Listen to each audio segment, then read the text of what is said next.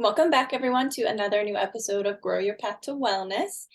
We had a guest cancellation last week, but however, our lovely, amazing Lisa Schaefer, she stepped in and filled in last minute with us, and we talked on the topic of mindfulness and meditation. So some practical ways that you can incorporate that, benefits, just different things on that in general. So we're always grateful for her and coming back, and I'm sure we'll see her again.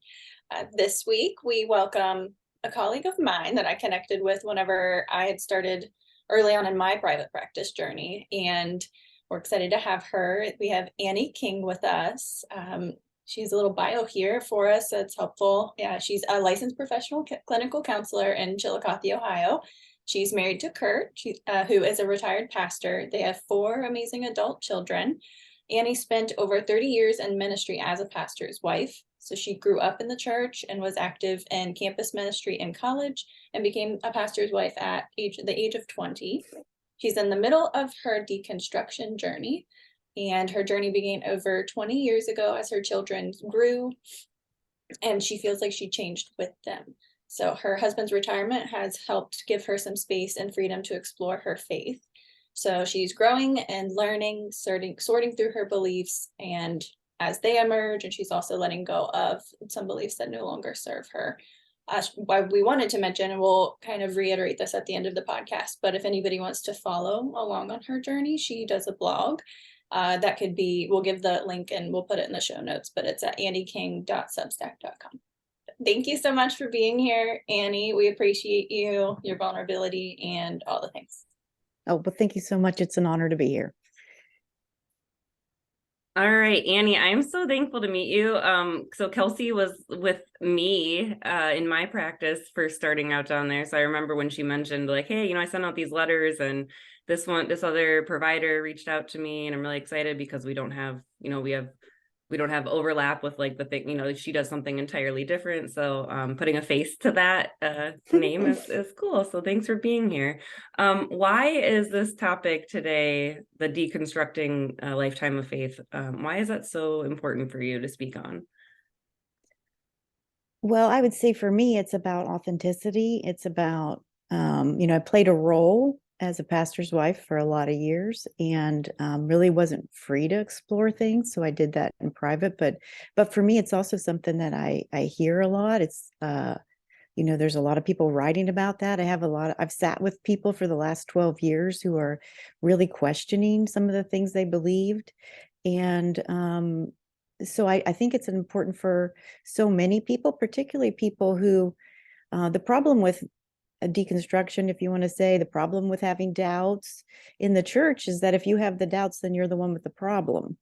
That's at least how I've experienced that, and as well as some of the clients that I've worked with. And so there's always a simple answer, and it always involves you not having enough faith. So being able to kind of explore for myself, and also as I'm deconstructing my childhood, you could say, just knowing that my childhood's completely intertwined with my faith. That's where I got a lot of the things that I'm starting to challenge now, a lot of those beliefs. And so it's really sort of timely. I'm on the second half of my life and kind of want to live that second half differently in a way of being authentic. That's so beautiful. And I was just going to say, like, I'm thinking as you're saying, even going back to childhood, there's so many folks in the world that think, it's dealt with, that's done with. I'm beyond that. I don't need to talk about that. And yet what we all know, especially the people on this podcast, because I know Kelsi does a lot of developmental trauma work, is that's the formation of who you are and how you view the world. Right. And so if you don't go back there, you're not going to be able to fully heal. So I'm excited. Yeah. Absolutely. Something I wondered about, and we never had that conversation, was, and I'm never one to assume anything, but you grew up in the church as well. So like, it was a very large part, and I'm sure it still is in some ways. Like you said, this isn't an all or nothing. Let's, talk negatively about religion or faith or Christianity. Like that's not at all what we're doing here. And I never want anybody to get that kind of impression, but it is helpful. It's like a lot of things can be framed from like you're the problem, or a lot of fear-based kind of things that people hold on to a lot, and you can take pieces and leave them. That's why I love that part of your bio, and I appreciate you saying that, like acknowledging some beliefs that like don't actually serve you, but like there still are some that do. So I don't want anybody who's listening or kind of joining in on this and thinking that it's us trying to tear apart religion and faith by any means. Yeah, I think it's like with anything, honestly, because when I have people come to therapy, or especially when I was running like IOP groups and people be like, I don't feel this applies to me or whatever it is, like just take like the little bit that you can out of it and leave the rest. If it doesn't make sense to you, Callie, your face is so serious right now. You're very distracting. She was just be very distracting. But yeah, so I appreciate that part of it as well.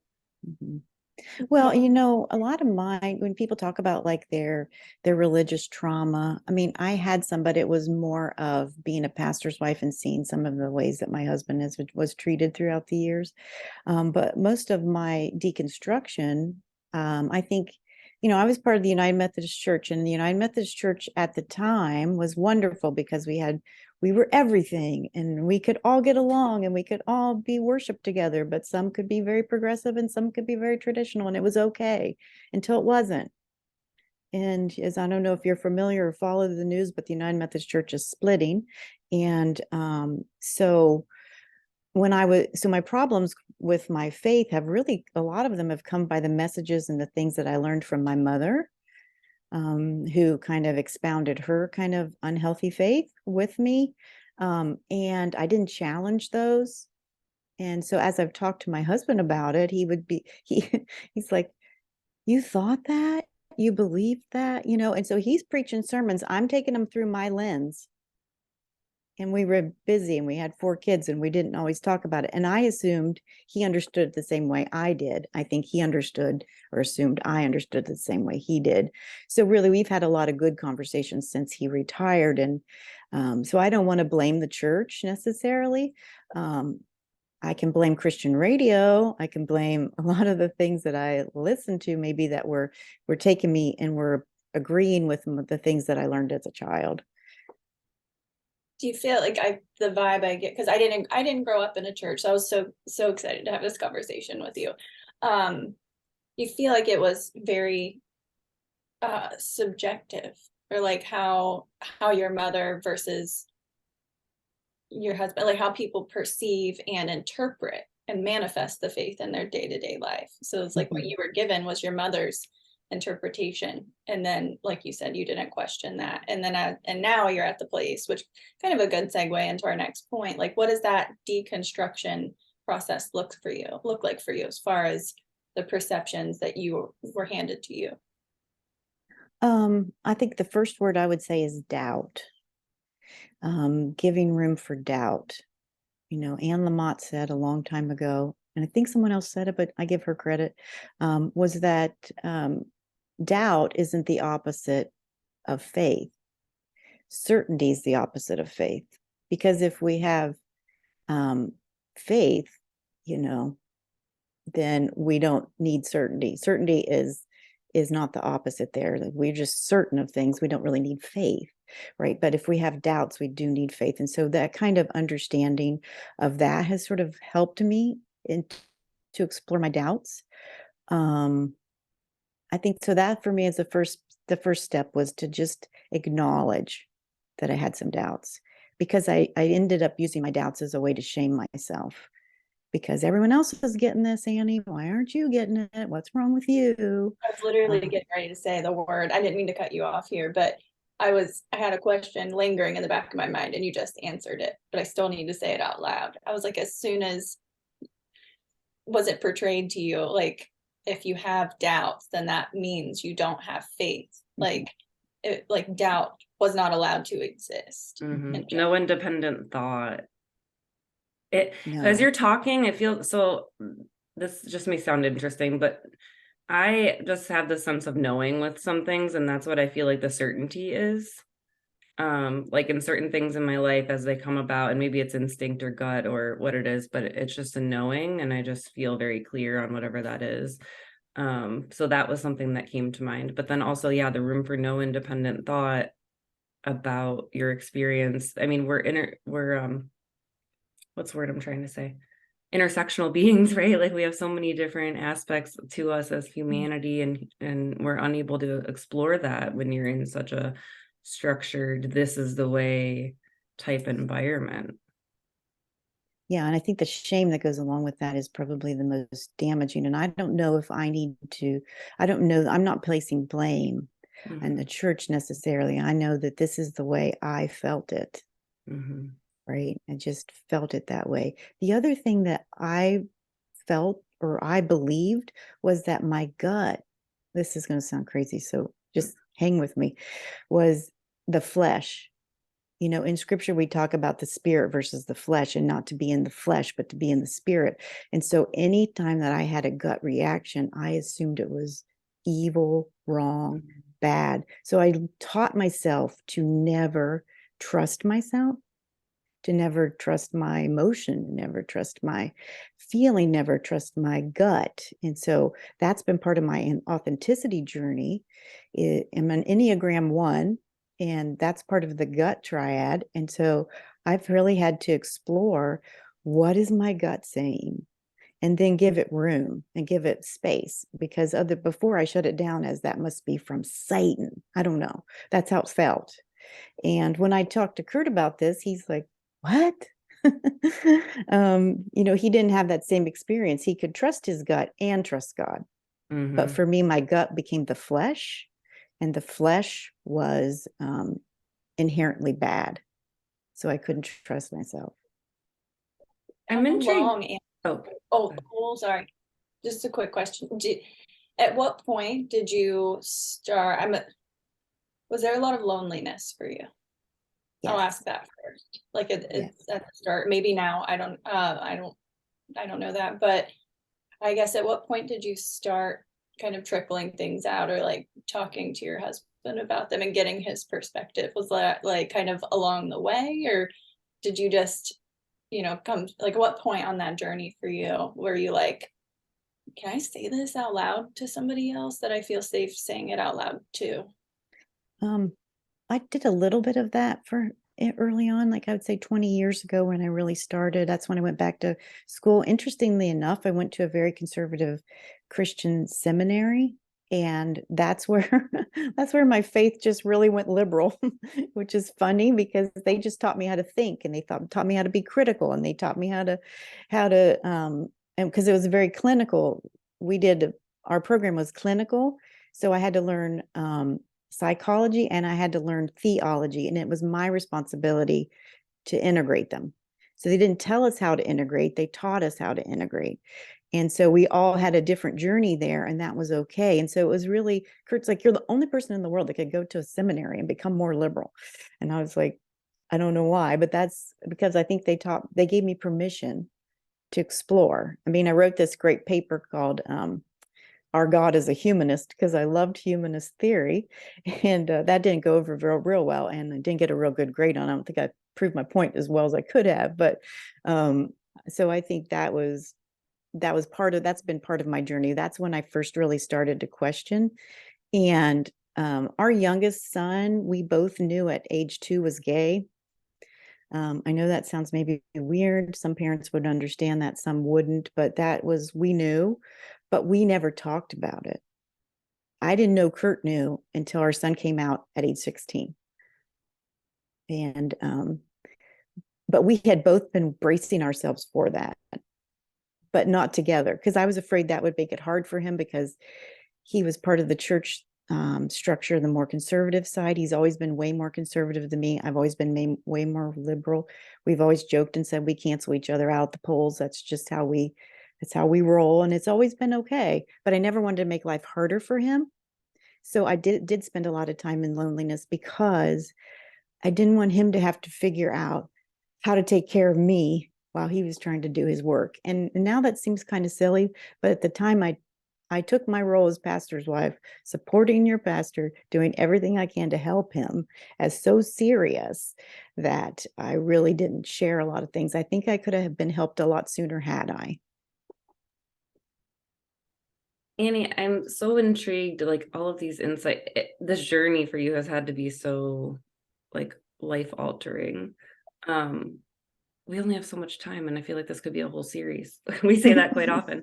I like to leave our audience with something like tangible, on these like deeper topics. So, like in the deconstruction journey, are there any specific like recommendations, action steps, areas to explore that someone that is also considering this or also in the beginning of this journey might be able to take and actually apply on that journey to make it a little more smooth or insightful or Well, I would say the first of all, is recognize your doubts and give them room. Second of all, there are so many great authors out there. They've been my friends.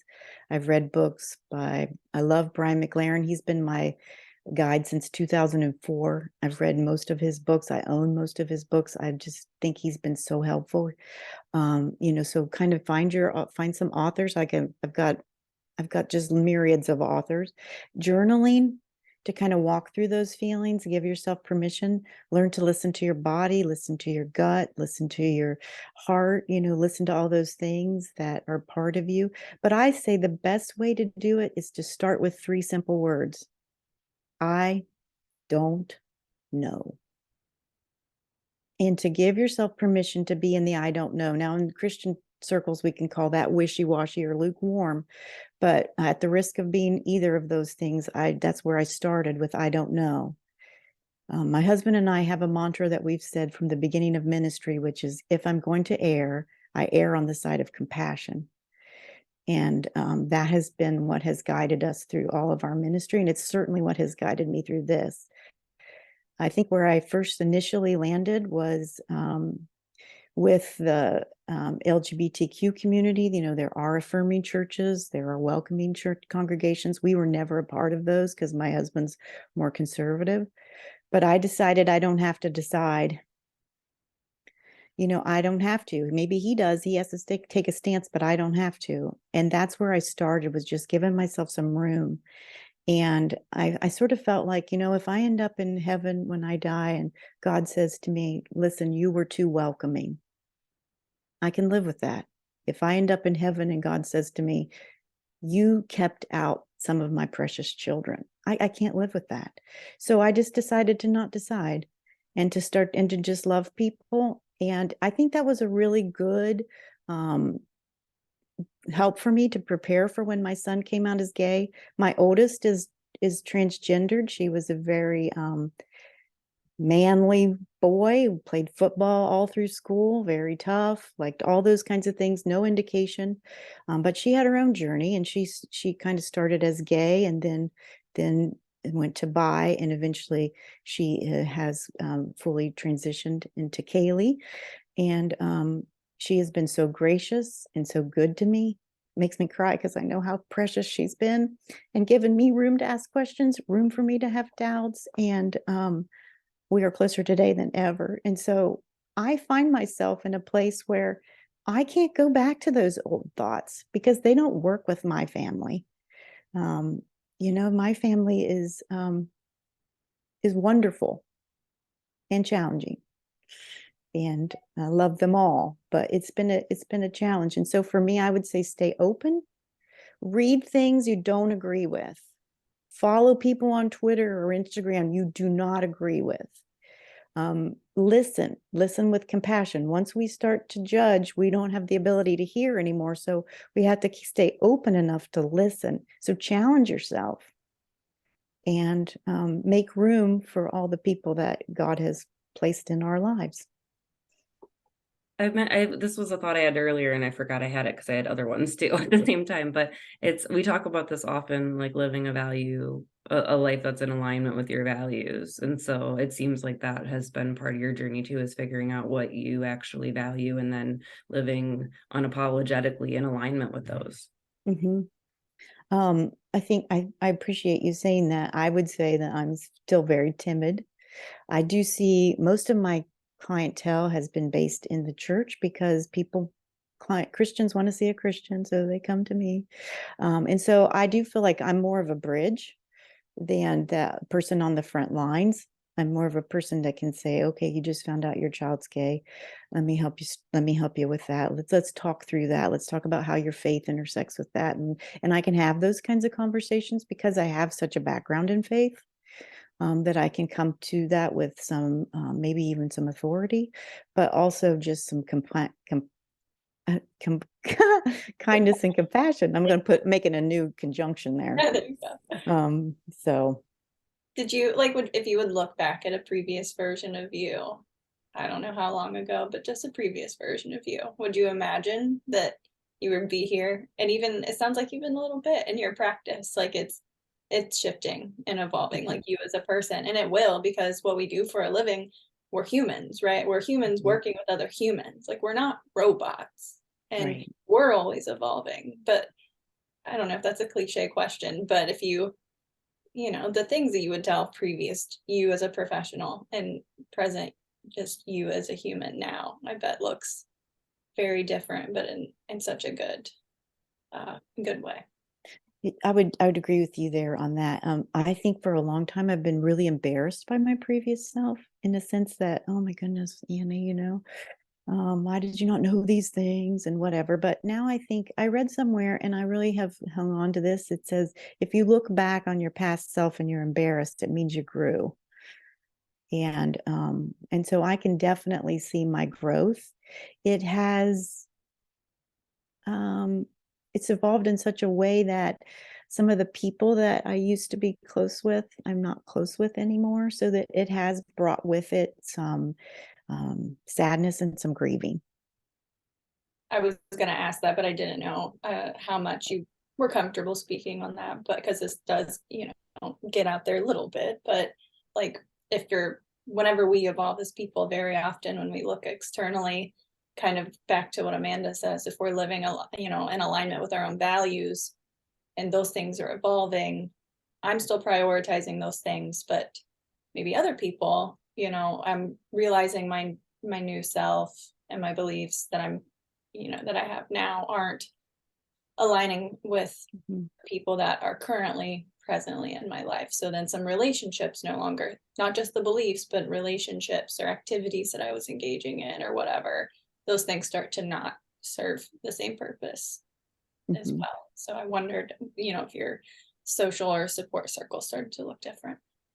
It has. And that's also because I never had to make friends, because we served 6 different congregations, and we moved 6 different times to 6 different towns. And my church was my friend group, and I lost each one of those friends group when we moved, because that was part of it. We wanted to provide a space for the next pastor to be able to serve and not have us be in the way.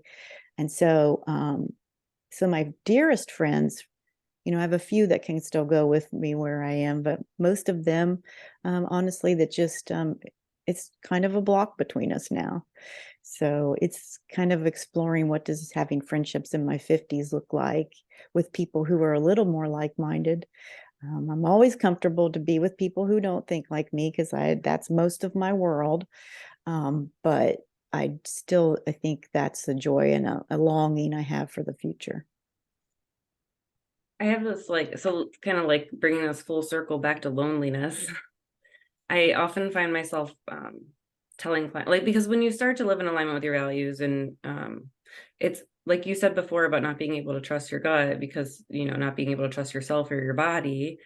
So values that you're trying to live in alignment with, that can feel challenging for you. It can feel lonely and isolating because your current surrounding doesn't support it, and you haven't yet connected to the other side almost, right? And so this is where I tell people, it's going to be challenging. It's going to be a transition. And if you do live in alignment with your values and take that step to live in alignment with what you need, your people are out there. Your people are out there, and I promise your community is out there. It is a process to get there, because you can't just drastically overnight, go from hot to cold, right? But yeah, that's just kind of what came to my mind as far as loneliness, that it will kind of trickle throughout, but on the other side, there's a really beautiful community of people that support you. Well, that's what I'm hopeful for, Amanda. That's exactly what I'm hopeful for. Kind of my family of origin I always felt like I was an outcast. And so I've always been kind of on the outside, not when I was my true self. Like my teenage years, I had a lot of friends and that kind of thing. But I've been kind of, you move into a church and yes, you make friends, but you're the pastor's wife. You're not actually in their group. And so you're always a little bit on the outside. And so I've been on the outside. I'm fortunately very introverted and like time alone. So I'm kind of okay with a lot of that. So the challenge for me now is to find that group of people. And I found some people online. Soon after Kaylee came out, I joined an online group for parents of trans kids. And that was really helpful at that time, but they'd since disbanded and I haven't gotten to be connected with them. But so I found ways to find people.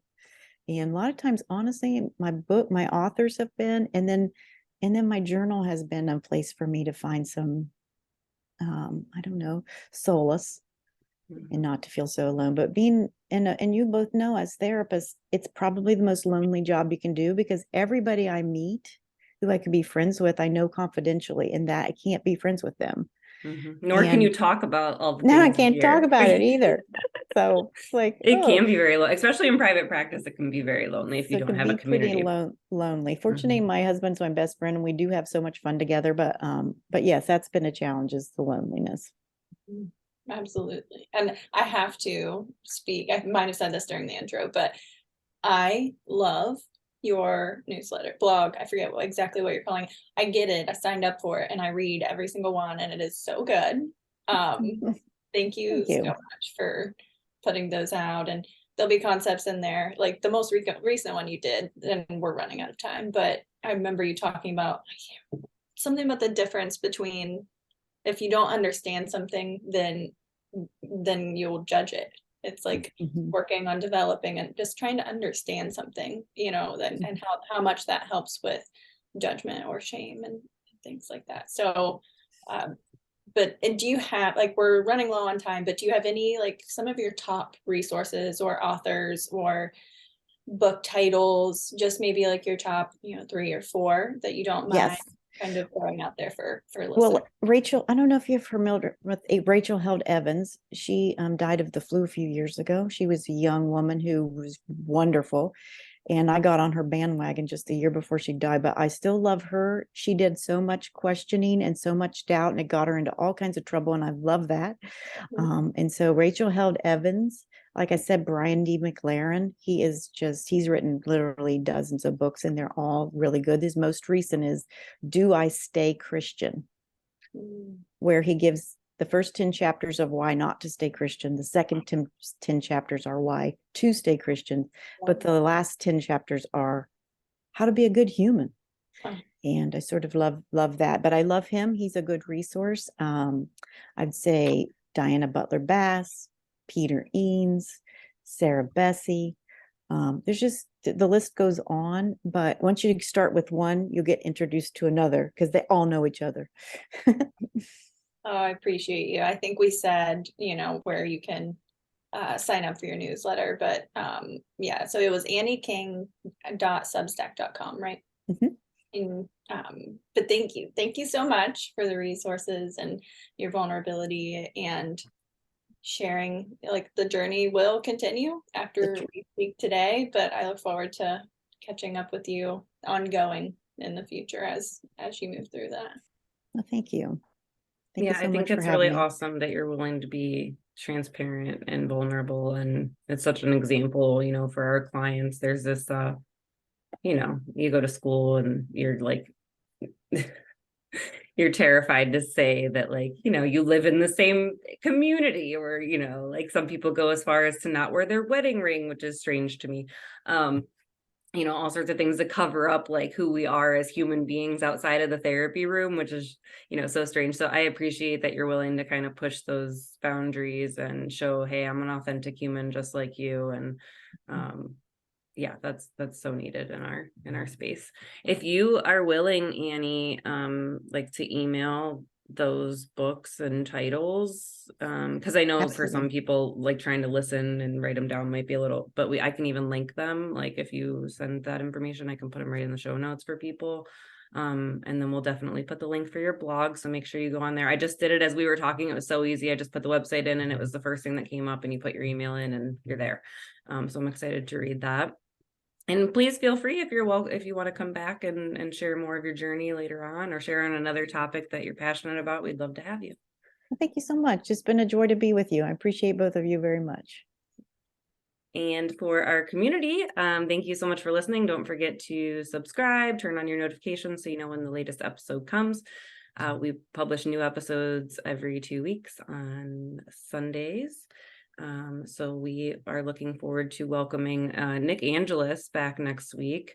I can't remember our topic because we had a few floating around. We might be talking about, can't remember if we already talked about the ketamine was? We might be talking about that, or like the benefits of doing private pay along with insurance. So I need to clarify that topic. But Nick Angelis will be here next week and we'll be talking to him. I hope everyone has a wonderful week, and we will see you next time. Take care, everyone. Bye. Bye.